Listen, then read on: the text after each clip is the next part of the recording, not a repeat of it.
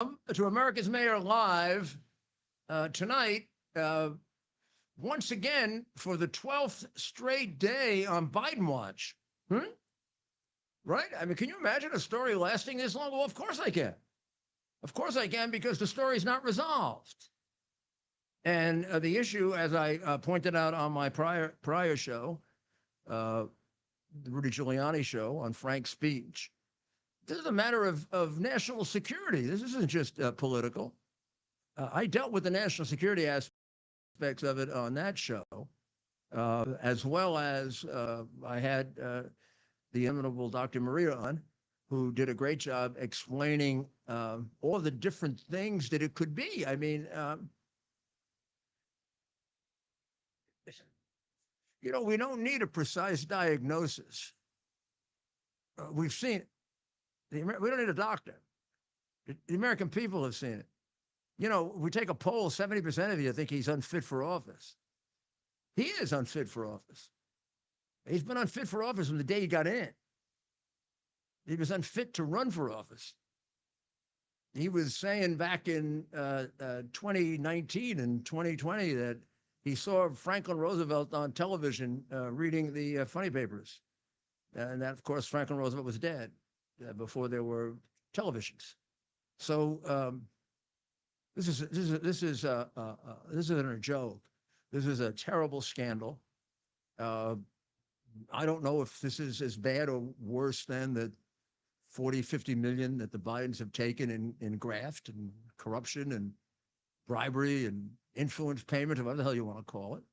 I don't know if it's bigger than they're covering up constantly that Hunter Biden has already given evidence against his father.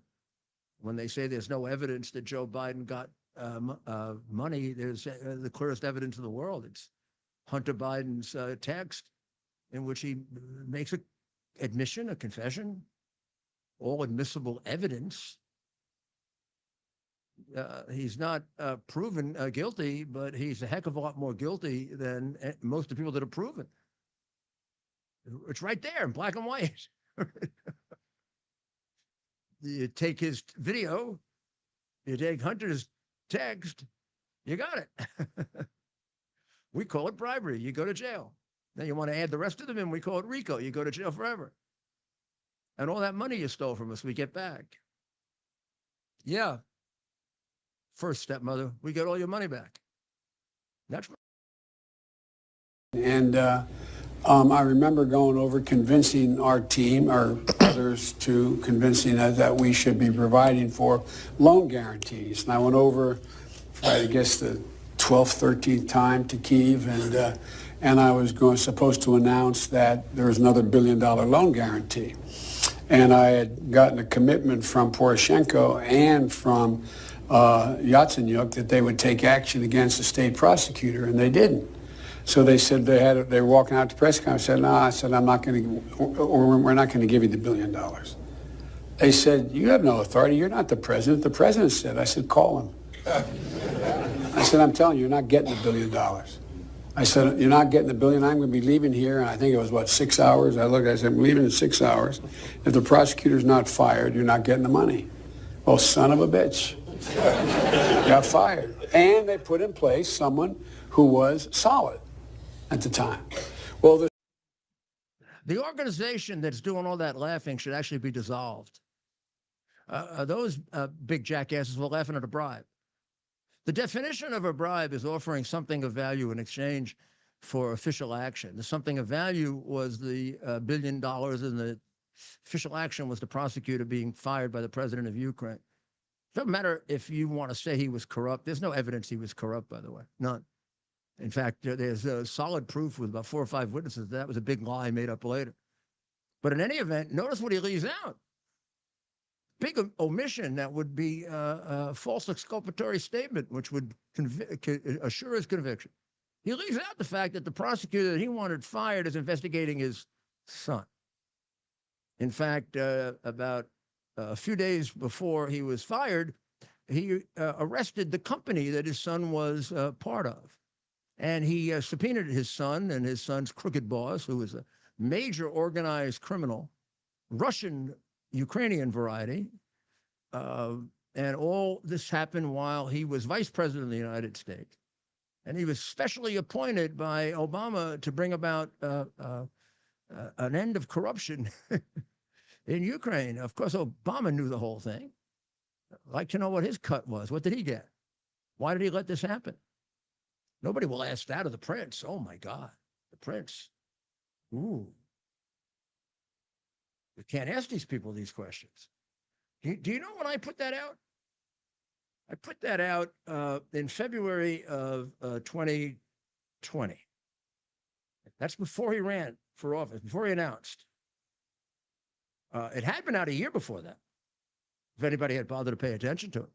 If any of those self-important jackasses in the audience, probably some of whom signed that 51 prostitute letter, otherwise known as intelligence officials,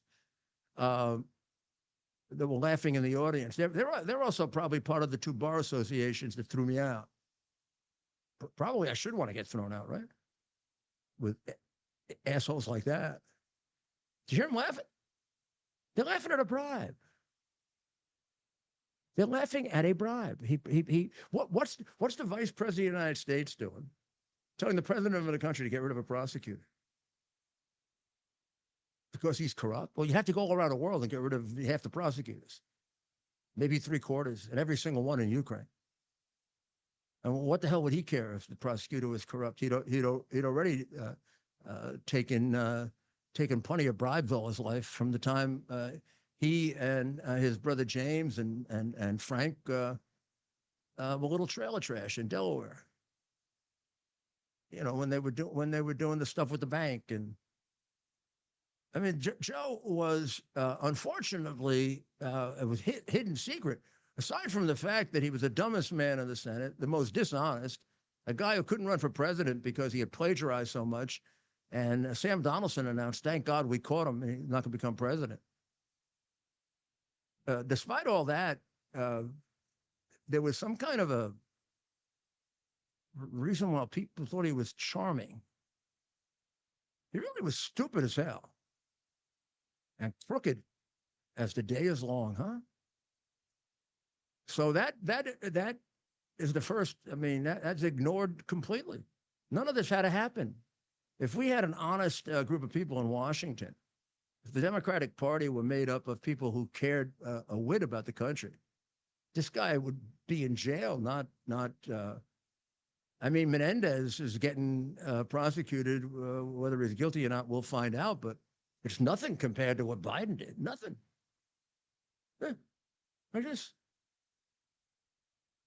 This was corruption at the highest level of two governments that led to so much corruption and so much interchange and corruption with these two governments that it makes the prosecution of this war that's going on very difficult. Because who can trust the money we're giving to them? The two people dealing in it are two people that were involved in this. Biden has done bribery at the highest level of the government of Ukraine, the president of Ukraine. And Zelensky's covering it up, as well as he's covering up for his own predecessor who got a bribe, and plenty of others. And the guy who put him in office is the guy who laundered the money to Biden, Kolomoisky. Do you realize how this affects our national security? And then the big phonies who debate Ukraine never bring this up. My concern about Ukraine is how much money really gets to where it's supposed to go, and how much money goes to the crooks that they're all covering up in Ukraine. And there isn't a single politician that brings that up. They talk about whether we should be fighting Putin or whether we shouldn't be fighting Putin, or should we be supporting Ukraine or shouldn't we be supporting Ukraine, and how far should we be isolationist or interventionist, or all these words. And here's the real problem. How much of that money got to where it was supposed to go? Now, you're going to tell me, like Biden does, it was spent mostly in the American military-industrial complex? How? Why did you always resist having a monitor for the money? Why, Joe? And how could Congress have let the money go knowing what a crook you are? I mean, we pretend you're not. Like now, we're pretending You're not mentally feeble. You're a feeble, irrational, brainless old man who also has a history of being the most crooked president ever to sit in the White House. You also got probably the most perverted family that ever sit there. And you got the guy in charge now. Yeah. The guy with the pictures in the room with all the smoke and the children around. The one that the psychiatrist said was a danger to your nieces that you didn't do anything about. Yeah, right. You don't want to put out that text, right? That's embarrassing. That text is embarrassing. Embarrassing to the Biden family. What about it's embarrassing to the United States to have a pervert like that as president? Yeah, how about, I mean, it was 4 or 5 years ago when you told us you like little children touching the hair on your legs. Well, I can't pick that out as a pervert? If you said that to me, you think you'd get within 10,000 yards of my granddaughter? And if you did, you know what would happen to you, right? You like little children touching the hair on your legs, Joe? Then put yourself in a damn asylum. And keep yourself away from children and smelling their hair. And we put up with it. What the hell is wrong with us? We watch those pictures and we put up with it. And your party sells us a bill of goods. And my party doesn't have the balls to take it on. Even now, we don't debate the real reason why we should look at what you're giving to Ukraine. Because you're a bunch of crooks. That's why. You and the guy there. You've taken millions out of the Ukraine from the Ukrainian people.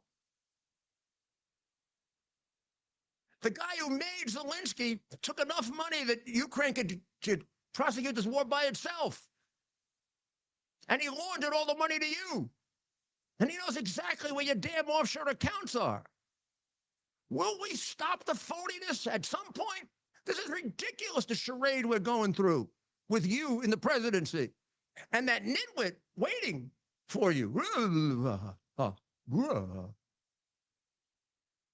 Ukraine is a small country. Russia is a large country. Large countries are bigger than small countries, children. And she's defending it. In her case, it is possible she doesn't realize. She thinks you're normal. I think Kamala thinks you're normal. She might pass a polygraph test. Do you think Joe Biden is normal? Everybody else had failed. We watched Witless Whitmer lie her backside off over this. I mean, this woman should be excluded from American politics forever for not caring about the good of the United States. This is beyond, come on, this is beyond all of this stuff. Nobody, absolutely nobody, should be supporting a person who's unfit for office to be in the highest office in the land. Absolutely nobody. We shouldn't be sitting here on, death watch for the president. And his family, which is a totally indecent family, should be the first to have taken him out if they cared about this country. No decent family would allow their mother, father, grandmother, grandfather to do this. First of all, to embarrass themselves this way. But there's no way he can embarrass himself. I mean, the man is reputation in history is going to be crap. We're going to say to ourselves, well, hopefully we never have a president like this again. And he'll be an aid in history so that we never make the same mistake again. Too many people are dead because of him. I mean, it's time to call an end to this and start following the law. Now, I think Harris is, but lawfully she's next in line. So let her have it. It's only a short while. I doubt she'll do as much damage as him. And if she does, there's nothing we can do about it. That's what you did. You elected him. I didn't. I tried to stop you. And they tried to kill me and still trying. But I'm going to keep trying. Well, we'll take a short break and we'll be right back. So what should we play? And if I put my name on something, I truly believe in it. Today, I'm thrilled to introduce you to something I'm incredibly proud of. My own brand of organic specialty coffee, Rudy Coffee. Believe me when I say it's the best coffee you'll ever try. It's smooth, rich, chocolatey, and gentle on your stomach. It's so good, I even recommend drinking it black. It comes in 3 varieties, including what I promise is the best decaf you'll ever have. You can order now by scanning the QR code on your screen or by visiting rudy.coffee. By supporting Rudy Coffee, you're not just treating yourself to exceptional coffee, you're also supporting our cause, the cause of truth, justice, and American democracy. You'll also be supporting the Call to Action nonprofit, which is devoted to helping veterans and first responders. So you can make a difference and taste the difference by ordering today at rudy.coffee.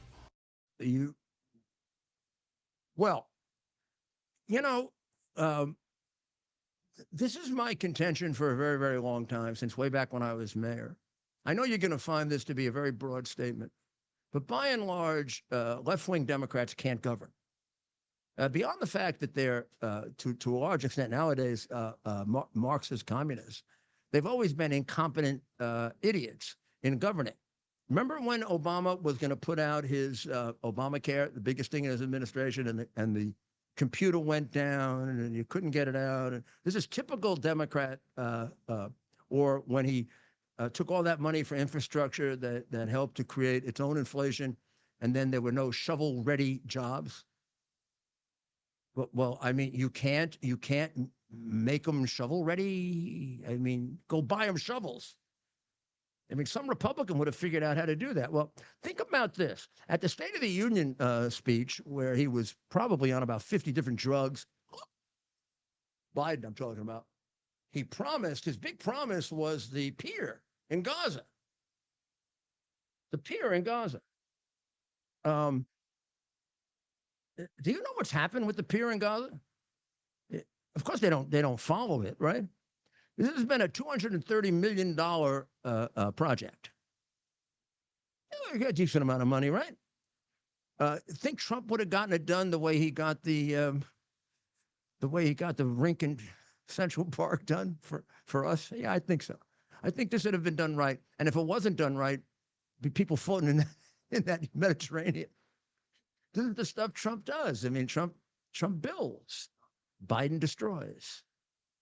So 1 week into the operation of putting that thing up, which was absolutely crazy to put up in the first place, 4 U.S. Army boats broke free from their moorings and floated off into the Mediterranean.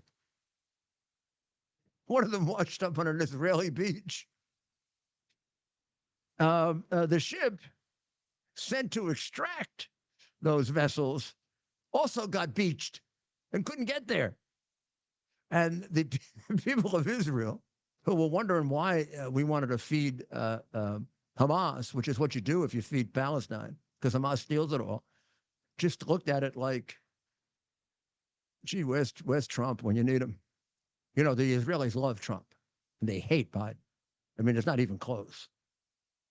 3 days later, the Pentagon announced that the causeway had broken off I'm reading this from Laser Berman in the New York Post. So, Laser, let me acknowledge you. I don't want to be Biden here. The Pentagon announced that the causeway had broken off in heavy seas, and the whole pier would have to be floated to Ashdod in Israel for repairs.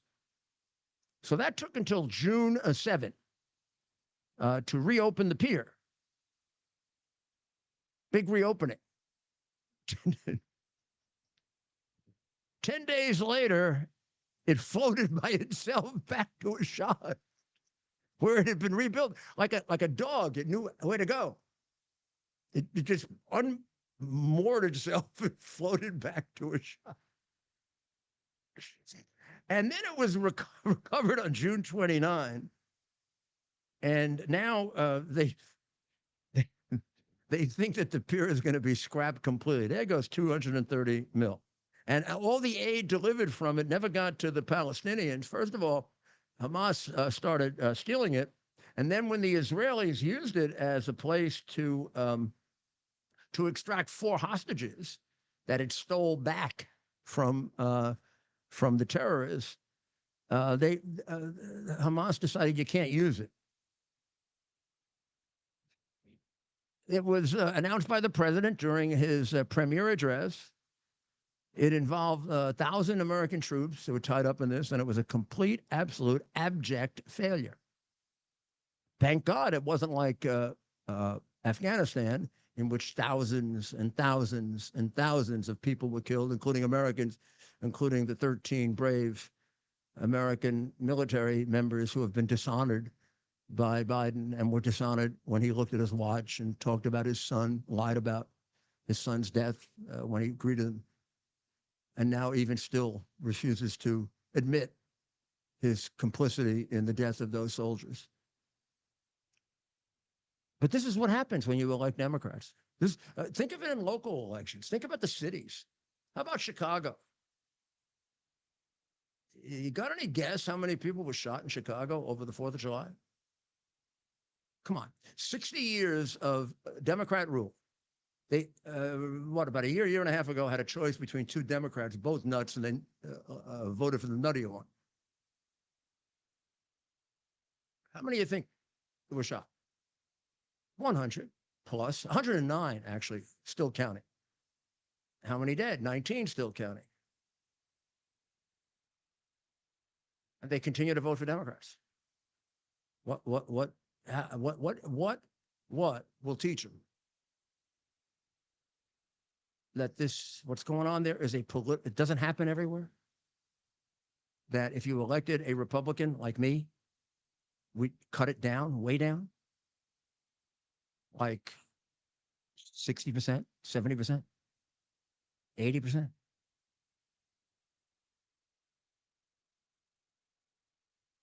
That the corruption would end in your city? Your city is completely corrupt, like mine in New York. New York is completely corrupt. You saw those 2 judges presiding over Trump trial. You realize they're corrupt apparatchiks of a one-party city, New York, that has been corrupt since 2 centuries ago. And occasionally it gets a respite from it with the election of an independent or a Republican. But as long as it elects a Democrat, it reverts to being a corrupt city. And under Biden and his financier Soros, and during his term, American cities like Philadelphia and St. Louis, and believe it or not, little Rochester, New York, have set records for homicide. In other words, more people been killed in those cities than ever before in their history under this guy in the White House and his political regime.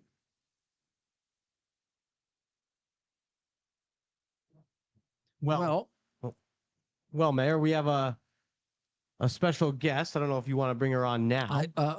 I do, yes. Okay, we have our friend. Those that have watched the show know her very well, and she's now the spokeswoman for Turning Point Action. And those of you who know the show and been following us know her very well. The great Caitlin Sinclair. Hello, Caitlin. How are you? Hello, Mayor. I am doing great, fired up. We just celebrated America this past weekend, so how could we be in a bad mood, right? Well, now I would like to ask you, since you are so much in contact now with, younger Republicans, newer Republicans, people we're recruiting, what are they looking for? How would you describe their outlook as different than, let's say, the older MAGA Republican? Well, there's a huge difference, right, Mayor? This is the first generation that all of us feel like we won't be able to afford a home. All of us feel like we don't have a voice. We don't have a chance at the American dream. We don't have a chance at a healthy marriage or a relationship. We have a loss of the morals and the values for these younger generations that this country was founded on, way more than baby boomers or any of the previous generations. I was doing some research on this earlier this week. The most important event for the past maybe 3 or 4 decades was always the family dinner table, right? Having a meal as a family, discussing ideas, dispensing advice, maybe saying grace, giving thanks. I looked at the stats this week, Mayor. Do you know so the family dinner was had with 76% of baby boomers. That number went down for the millennial generation to 46%. And now that is down to only 38% for Gen Zers are getting to have family dinner with both of their parents. So there is such a lack of the family unit, right? There's a lack of faith and God being practiced in schools and just in general in this country. And then, Mayor, there's the lack of pride and patriotism and love of country. And I think what we're seeing with the millennial generation and this generation coming up right behind me, Gen Z, is they want this country back. They want to actually stand for something. They want to have values. They want to have patriotism again. And they want to get involved. And I'm so excited and happy to be at Turning Point Action, where that's exactly what we're focused on. And what an amazing place to be around that young energy. So tell me, because people sometimes get confused by the descriptions, Gen Z, millennial, what age groups are we roughly talking about? So I know I'm actually on the cusp. So I was born in 96, not to give my age away here. But so I actually technically could fall into either group, but so we're talking pretty much. So from right now, if you're 27 and below that, you're technically considered part of Gen Z. And then I'm 28. So older than that is considered the millennial generation. Now, Up until? I believe it spans like 20 years, something like that. A millennial, yeah. 20 Yeah. years.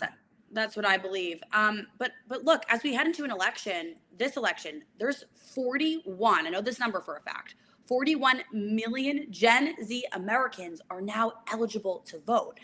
I don't know if Joe Biden and his team is aware of the significance of what this last debate just did for this generation, if what some of his policies are doing for this generation. And make no mistake, this is a very different election that we're heading into right now in 2024 than in 2020 when it comes to Gen Zers.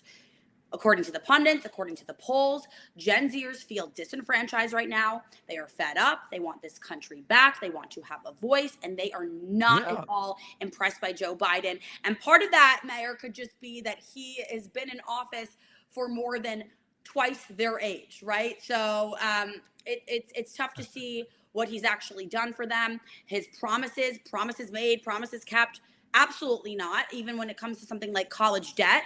Again, you look at the inflation crises, Gen Zers are looking at their future. They're looking at their wallets. They're living in their parents' basements playing video games, and they can't vote for Joe Biden because they'll never make it out of there. Well, now, is there a difference? 27 as a cutoff point is a little unnatural. I guess some bleed over. Is there a difference between the Gen Zers and the millennials? Let's say the millennials who are a little bit older and into 34, 35, 36, and the 25, 26-year-old Gen Zers. Is there a difference? I think Gen Z has grown up with a lot of disadvantages, right? Like they grew up hearing about 9/11 and what this country used to be and how we all came together back then, Mayor, how we were all so patriotic and believed in this country and had pride for the American flag. Wow, so different, yeah. So different. They're still feeling the repercussions of the 2008 financial crises, and that was a little bit for the millennials as well. But they grew up with these values that maybe millennials still got to benefit from. They didn't grow up with any of that. They grew up with hearing about these values, but not actually getting to reap any of the benefits of this amazing country. So I think they're really suffering, and I think they're really waking up to how much they've been lied to, right? How much indoctrination and propaganda has gone into their education. some of these young people were growing up and at school during a time of COVID, right? They realized how much they were lied to then, how much of their time was taken from them. They've been robbed, right? So I think they're waking up to that, and I think maybe the millennials that are a bit older got to escape some of that, got to start a family. I have a lot of friends right now that are maybe a little bit older than me that still fall into that millennial generation that did get to start a family, that did have their head on straight and stick to their values, and they were able to, I guess, escape the matrix and what we're seeing now, which is it's unavoidable, and it's really hard for this generation, Gen Zers, to escape what they're from their circumstances. This is the first generation that is set up to not do better than their parents. And we just launched, Mayor, at Turning Point Action just this week, our brand new Gen Z coalition. And I think this is important to mention because it stands for 3 basic tenets. And I think that's what you're hearing from Gen Zers right now. Anti-war, affordable housing and living, and then restoring the American values for the next generation. I know we just alluded to this a bit already, but the America that we grew up in no longer exists, right? The America that you grew up in, and some of the benefits that I was able to grow up in. I mean, I was in kindergarten when 9/11 happened, but I will never forget learning from my parents. And though its values are eternal and universal, and they should be, and they can be recaptured easily, just recast in a way that's more amenable to them. But it serves them very, very well. We have to remember again. So they grew up in this generation post 9/11 America, hearing stories about how great this country used to be before they grew up in an amoral, godless environment. Exactly. Yeah. The endless wars, the big government spending crippled our society and destroyed the American dream for these young people. And this coalition stands for bringing back the core principles of the United States. Well, you're doing a great job. The great American exceptionalism. So we have a lot of work to do before November. But anything I can do to help you, that I think our future is with our young people, always is. And if we don't do a better job, I mean, the obligation's on us too to turn over this country better than it was turned over to us. Absolutely, and it's on every American, and there's been a failure to do that, and we've got to make up for it. And God bless you, and good luck with Turning Point, and give Charlie my best. All right. Thank you, Mayor. I'll see you in Milwaukee. All right. Take care. Well, we're going to take a short break, and that's encouraging, isn't it? That, you kind of see all the wacky ones and the ones who are supporting Hamas and killers and people who want to kill Jewish people and people who want to kill Americans. And to hear Caitlin talk about what really has to be the majority of young people, it's very encouraging. But we'll be right back.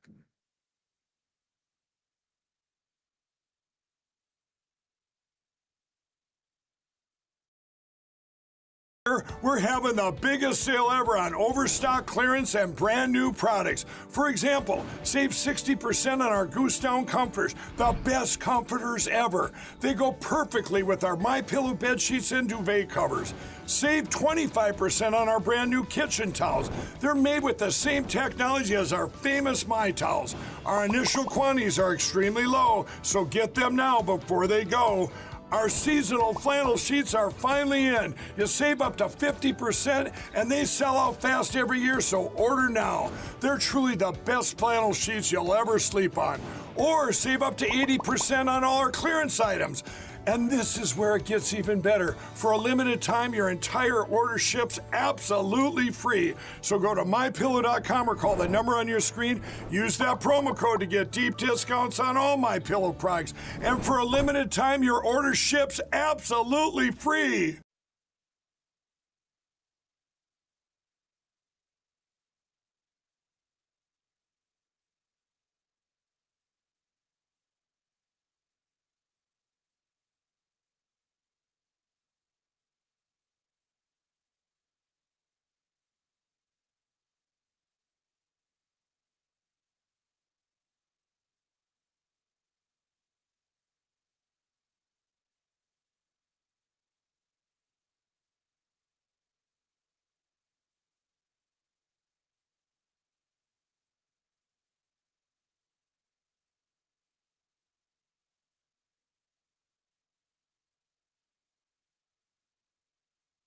Is a phenomenon. He's a phenomenon because he's recast the Republican Party.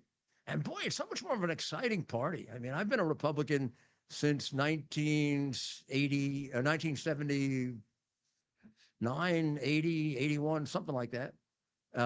Been a non-Democrat since 1972 or 3, fishing around as an independent, mostly Republican then finally registered. But I mean, and certainly Ronald Reagan rejuvenated the Republican Party and brought it back together and drew lots of people into the Republican Party. Now, he was the last president to really do that. The Bushes didn't have that capacity. They weren't party builders. I remember when I won my first election, the head of the Republican Party in New York State, Mr. Powers, I always called him Mr. or tried to because he was older than me, came to me and said, "Now here's your plan for re-election, and we're gonna get re-elected by a landslide." I said, I won by 2% in a Democratic city. I said, "Bill, gee." I did, and I worked at it. I worked at building a constituency. The Bushes never quite did that, and Trump constantly did that. And that's what those rallies do. Those rallies reach out and they bring more and more new people and more and more new people, more and more new people, more and more new. I mean, in 16, a lot of people think he won with new people. I've never been good enough at analyzing polls to tell you that. He had, since I think he won in 2020 also. I just think those new people got overwhelmed by the non-people, by the paper that we never got. And I will not be convinced that I'm wrong until you show me the paper. Sorry. You want to hide the paper on me, I got to believe there's something wrong with it. And they all are. We could go into that some other time. So Ted, today he was at NATO. His appearance was so short, if you blinked, you wouldn't know the president was there. He came out, he gave a very short speech talking about how Ukraine is going to win. Now, no one in the war, no one has outlined any plan for how NATO, how Ukraine is going to win. Win meaning driving Russia out of Ukraine. So the people there have to be looking at him like, even if he were not demented, they would say, "What a jackass! Ukraine's going to win." Then what the hell's been going on for the last couple of years? You got a stalemate going on. Even Zelensky doesn't say Ukraine's going to win. All they're doing is fighting to preserve themselves. And you're not even allowing them to attack Russia. How can they win? So, but in any event, the dodo read that stuff looking like a sphinx. And then go ahead. You go ahead, Ted. You carefully here. You watch this. I mean, this. Listen carefully to his words. Yeah, right you better pay attention because this appearance of his was so quick. They got him in and out. They're so afraid that he's going to fall or spit or whatever. Or indeed, the whole world will reap the rewards of your labor for years to come in the form of security, opportunity, and greater freedom. For these reasons, I'm pleased to award you the highest civilian honor the United States can bestow, the Presidential Medal of Freedom. Ask the military to come forward.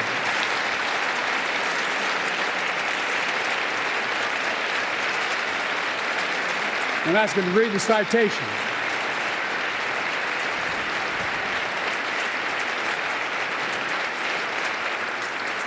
I got you, Ted. Good catch. We're on to something here. It's impossible for him to do anything right. We're on to something here. Everyone listen as he... Oh, my goodness. After he mentions this, he says a couple of things. I got it. I got it. Let's go. Here we go. Indeed, the whole world will reap the rewards of your labor for years to come in the form of security, opportunity, and greater freedom. For these reasons, I'm pleased to award you the highest civilian honor the United States can bestow, the Presidential Medal of Freedom. Ask the military Military, come forward.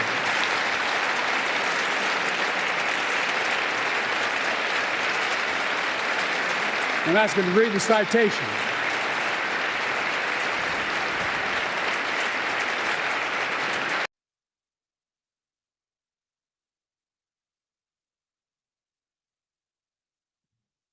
So tell us exactly what he said. I still can't make it out, Ted. What did he say? Yeah, well, I'm gonna go on. But do you know what he said? I don't know. We don't know. People in are other asking. words, what you're saying is There's something there. he read the instruction. Yeah. So there's an old joke. Can I tell the old joke? Yeah. It's an old joke about Lyndon Johnson. Lyndon Johnson was supposedly unable to do anything without a teleprompter. Like Obama, by the way. Yeah. Obama used a teleprompter for the Boy Scouts.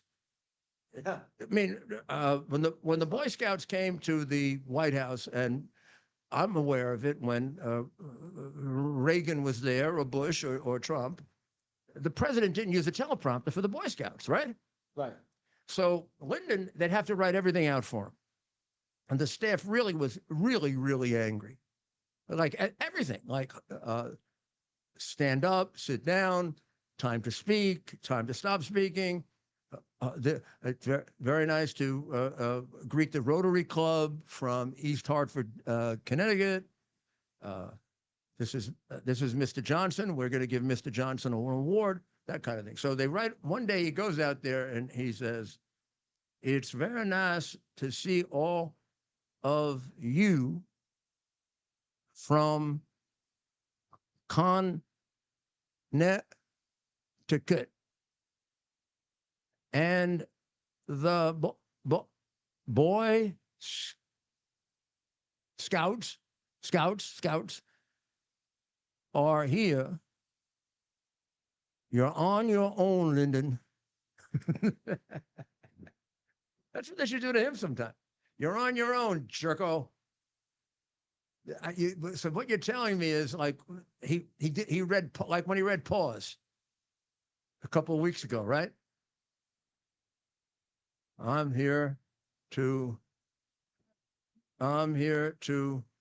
tell the Iranians pause. But he also put the thing on all screwed up. Yeah. He tried very hard to get it on right, and then when the guy turns around, you can see it's all screwed up, which is a small point, I said, except for the Marines. In the Marines, he'd have been doing 100 push-ups. I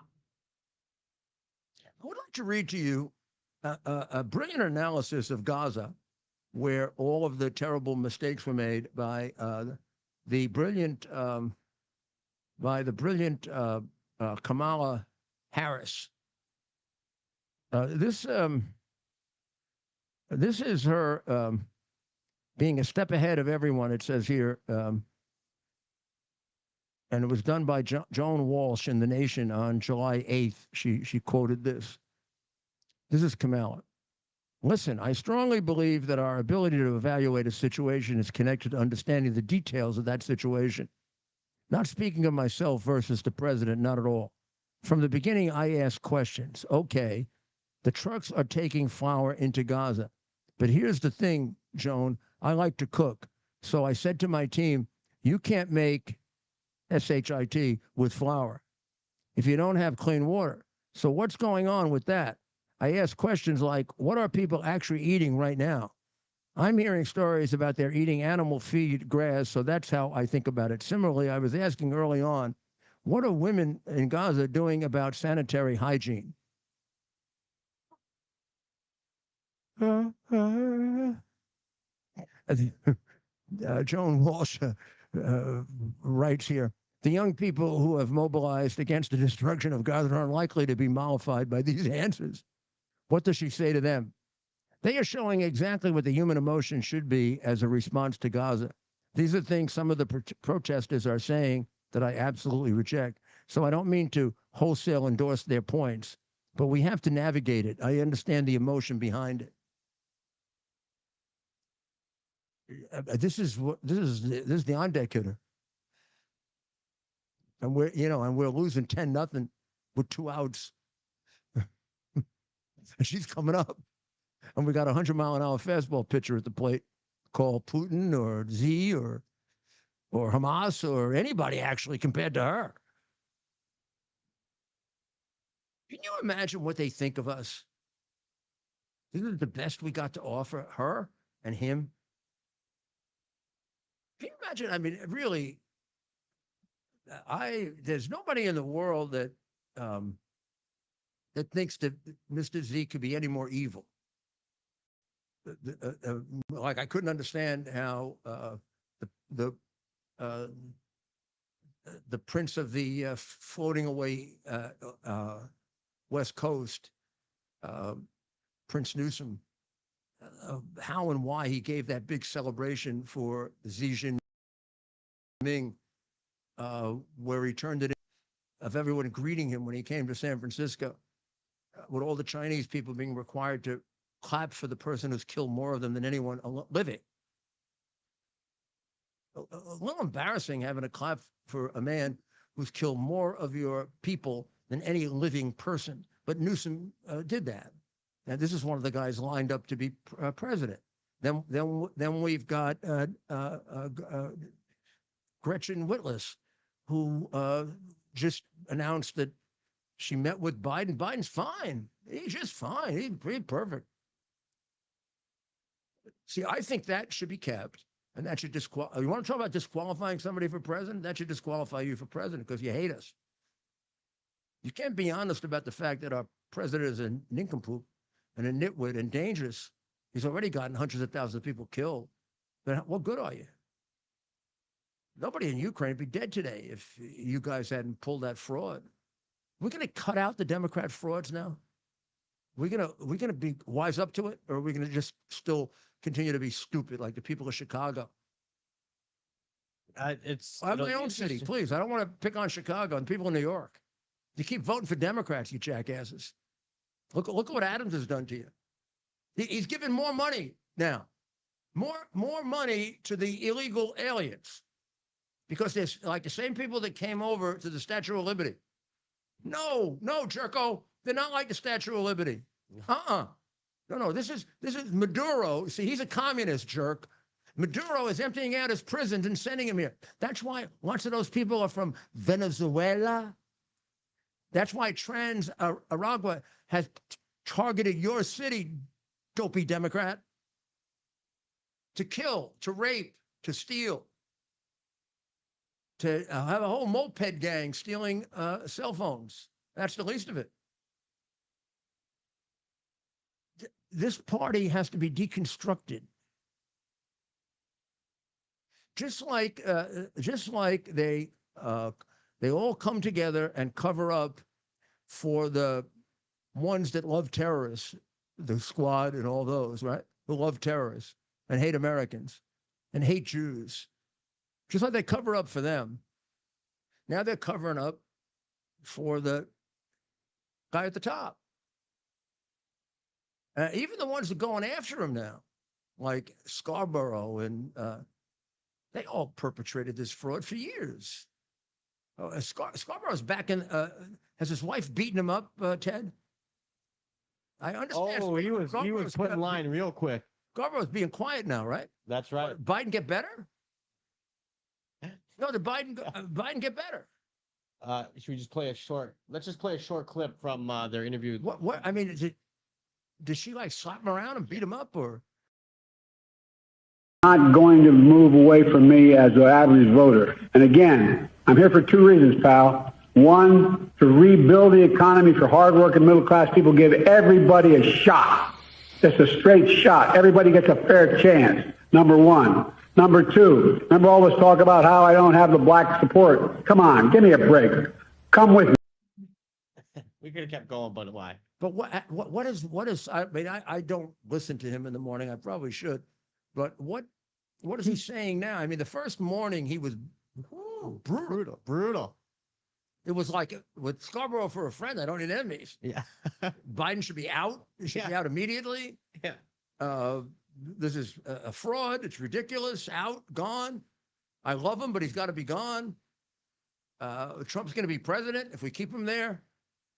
Nika had a nice talk with him. She tried to slow it down. He said something nasty to her too. I've forgotten what it is. I have to go back and look at it. He said something really nasty to her. Mika's family is very close to the Bidens. But then he went on a family vacation. Now, That's what he said, yeah. No, the next day he wasn't there. He was on a family vacation. Now, family vacation, I thought she was his wife. Isn't that his family? How come she's not on vacation with him? I think they threw him out. I think they threw him out of the family, completely threw him out of the family, and now he's coming back chastened. Well, that's part of his excuse too. To get that's what's gonna allow him back on board. We're searching the show later. Yeah, we can put it on tomorrow. We will. I want to see what he said today. I mean, is he just not talking about Biden? Oh, has Biden gotten better? We'll play the clip tomorrow. Should Biden be the candidate now? Have things changed? I mean, the last I heard Scarborough, before he was sent off on vacation by his wife, was that Biden had to be removed immediately because he would lose to Trump, and he had lost it mentally. Of course, the man is not a patriot in any respect at all, because he didn't talk about how displaying that kind of conduct as a president of the United States bears on national security. I mean, after all, the guy in that debate was not Mr. Joe Blow. He was Mr. Joe President. Now, none of these people talk about national security. Even all the MSNBC people like Jones, and they're all sitting there worried about whether they can defeat Trump or not the damage a man who has dementia would do to the national security of the United States. Maybe that's the reason we've had so many people dead during his administration, and we're not really at war. Right? Well, I mean, maybe that's the reason why our economy is in the horrible condition that it's in. And he keeps thinking, no, things don't, he has no idea, 30% more, 40% more. The border wide open, women and children getting raped left and right by people he's letting in that would not have been let in under any other president, even Obama. Maybe it's because he's a mental nitwit. But it does bear on the national security of the United States. You can't make these points to him. They don't ring solid. He goes around telling you the border is secure. Maybe he believes it because he's nuts. I don't know I'm calling him words that we all understand, right? He's demented. He has dementia. He has a very serious case of dementia. And he's profoundly stupid anyway. An incredibly stupid man, has been from the beginning, and he's about as corrupt a human being as I've ever seen, and I've prosecuted some of the most corrupt people in the world, including 2 Nazis. This is one of the most evil men I've ever encountered, just the way he treats his grandchild. Some of the really terrible criminals I prosecuted would treat their grandchildren better than he treats Navy. What he does to her is makes you want to cry. And Miss Vogue there. I really don't think she got on the cover of Vogue on her merits. What do you think? You think this is a Vogue cover? Why don't they show that one on the Vogue cover? She's running the country now, and the other guy running the country is a degenerate drug addict. He's telling people who come in, who not to come in. Whatever happened to security clearances? We don't have them anymore. I mean, there's no way that Hunter Biden could have security clearance, for a kindergarten kid. In fact, he shouldn't be near kindergarten kids. At least that's what the psychiatrist said. And his father did nothing about it. They only tell you selected portions of the hard drive. Even the conservative media leave out some of the worst parts of the hard drive. I have no idea why. I've never understood why. I have no idea why they keep up the fiction that Joe Biden didn't get money. Joe Biden got